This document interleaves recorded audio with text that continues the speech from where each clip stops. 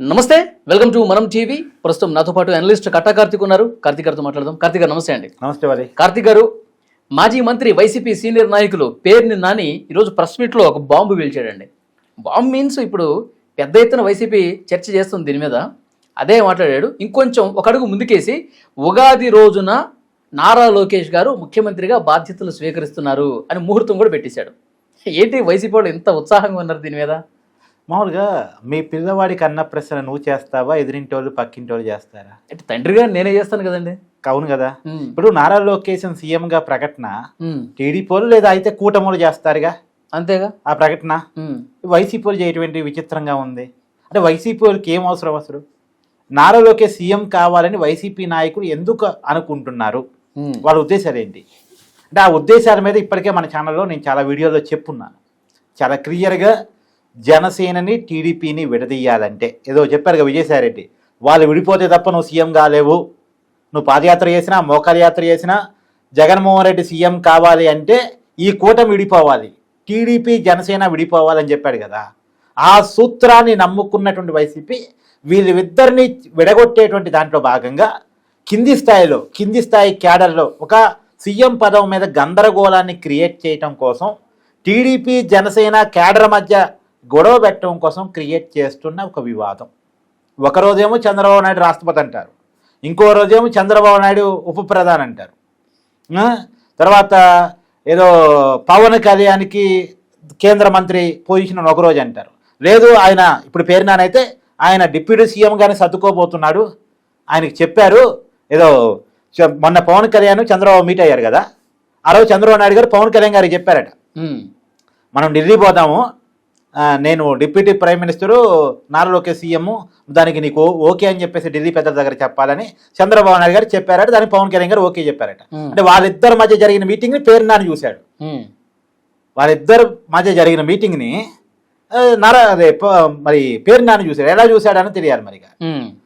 ఏందండి మరి ఇది కామెడీ కాకపోతే? ఇప్పుడు వీళ్ళు అనుకుంటున్నారేమో ఇలా ప్రచారం చేస్తే వాళ్ళు విడిపోతారని అనుకుంటున్నారేమో, కానీ నేను పవన్ కళ్యాణ్ అసెంబ్లీలో ఏం చేశాడు, ఎంత బలంగా చెప్పాడు, మనం కలిసికట్టుగా ఉండాలి, మూకగా ఉండాలి, వాళ్ళు ఒక అబద్ధాన్ని నమ్మిస్తారు, అబద్ధాలని కలిసికట్టుగా ఎదుర్కోవాలని ఎంత గట్టిగా చెప్పాడు. సరే, కాకపోతే ఏంటంటే ఒకటి వైసీపీ గుర్తుపెట్టుకోవాల్సిందంటే వాళ్ళని విడదీసేయాలని మీకుంటే దానికి వేరే ప్లాన్లు వేసుకోవాలి. అంతేగాని మీరు ఎందుకు నారా లోకేష్ని భుజాన్ని ఎత్తుకుంటున్నారు? నారా లోకేష్ సీఎం కావాలని మీరెందుకు కలలు కంటున్నారు? మీరెందుకు ఉత్సాహం చూపిస్తున్నారు?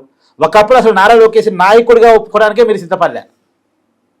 నారా లోకేష్ నాయకుడు కాడు, కనీసం ఎమ్మెల్యే కూడా కాలేనోడు, చంద్రబాబు నాయుడు కొడుకు తప్పిస్తే అసలు నారా లోకేష్ ఏంటి అని ప్రశ్నించారు కదా. అవును, ఈయన అదే నారా లోకేష్ సీఎం స్థాయి అని మీరు ఎందుకు డిసైడ్ చేసుకుంటున్నారు? అంటే వాళ్ళు ఇంకొక అడుగు ముందుకేసి కొంతమంది అయితే ఇప్పుడు నారా లోకేష్ సీఎం అంట 2029 తర్వాత మళ్ళీ అధికారంలోకి వచ్చిన తర్వాత పవన్ కళ్యాణ్ ముఖ్యమంత్రి అట. మరి జగన్మోహన్ రెడ్డి ఏంటి, ఎప్పటికీ అపోజిషన్ లీడరేనా? ఇదంతా వైసీపీలో చెప్పుకుంటున్నారు. అవునా? 29లో పవన్ కళ్యాణ్ ముఖ్యమంత్రి. పవన్ కళ్యాణ్ అంటే ఈ అబద్ధాన్ని నమ్మాలంటే ఏదో ఒకటి చెప్పాలి కదా. ఓకే, దీన్ని నమ్మించాలి ముందు. దీన్ని నమ్మించడం అంటే వాళ్ళు మోసం చేసుకుంటారు కదా. అదే వాళ్ళు మోసం చేసుకుంటున్నారు, అదే అర్థం కావట్లేదు.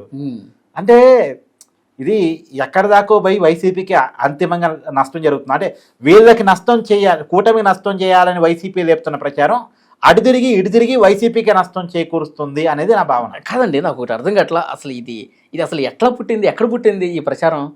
ఏం లేదు, ఒకటే అసలు ఆంధ్రప్రదేశ్లో మొదటి నుంచి కొద్దిగా నారా లోకేష్ 2026లో సీఎం అనేది ఎప్పుడో స్టార్ట్ చేశారు. 2026 జనవరి 26 ముహూర్తం పెట్టేశారు వాళ్ళు. అది దాటిపోయింది. ఆ దాడిపోవడంతో పాటు ఇప్పుడు వాళ్ళకి బీహార్లో జరిగిన ఒక పరిణామం కలిసి వచ్చింది.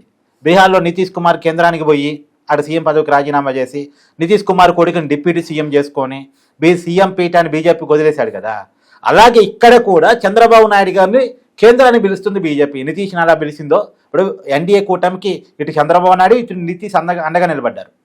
నితీష్ని కేంద్రాన్ని పిలిచారు, చంద్రబాబు నాయుడు గారిని కూడా కేంద్రాన్ని పిలుస్తున్నారు. కేంద్రాన్ని పిలిచే క్రమంలో ఇక్కడ బీజేపీ పెద్ద పార్టీ కాదు కాబట్టి టీడీపీ పెద్ద పార్టీ కాదు, అంటే బీహార్ ఏమో వేరు, అక్కడ బీజేపీ పెద్ద పార్టీ కాబట్టి వాళ్ళు సీఎం పీఠాన్ని తీసుకున్నారు. ఇక్కడ పెద్ద పార్టీ అంటే ఆంధ్రప్రదేశ్లో టీడీపీ కదా, టీడీపీ పార్టీకి సీఎం పీఠాన్ని ఇస్తారు. చంద్రబాబు నాయుడు గారు కానప్పుడు నెక్స్ట్ ఆ పార్టీకి నాయకుడిగా నారా లోకేష్ ఉన్నాడు కాబట్టి ఆయన సీఎం చేయబోతున్నారు. అంటే ఇలా నమ్మించవచ్చు అని ఒక లెక్క గీసుకున్నారు వాళ్ళు. బీహార్ పరిణామాలను ఏపీకి ముడిపెట్టి ఇలా ప్రచారం చేయొచ్చు అని. కానీ ఇలా ప్రచారం చేసే క్రమంలో అంతిమంగా మోసపోతుంది ఎవరు? చంద్రబాబు నాయుడు గారిని డిప్యూటీ ప్రైమ్ మినిస్టర్ అంటే మోడీ తర్వాత చంద్రబాబు నాయుడు గారే అనేటువంటి ఒక దాన్ని లేవనెత్తుతున్నారు. అంటే చంద్రబాబు నాయుడు గారి స్థాయిని ఇప్పుడు అమాంతం లేపుతున్నారు. నారా లోకేష్ గారి స్థాయిని సీఎం స్థాయి చేసి అమాంతం లేపుతున్నారు. అంతిమంగా ఎవరి స్థాయిని బాగా తగ్గిస్తున్నారు? జగన్మోహన్ రెడ్డి గారి స్థాయిని బాగా తగ్గిస్తున్నారు. ఇది మళ్ళా టీడీపీలు చేస్తేనే జనసేన చేస్తేనే విచిత్రం లేదు.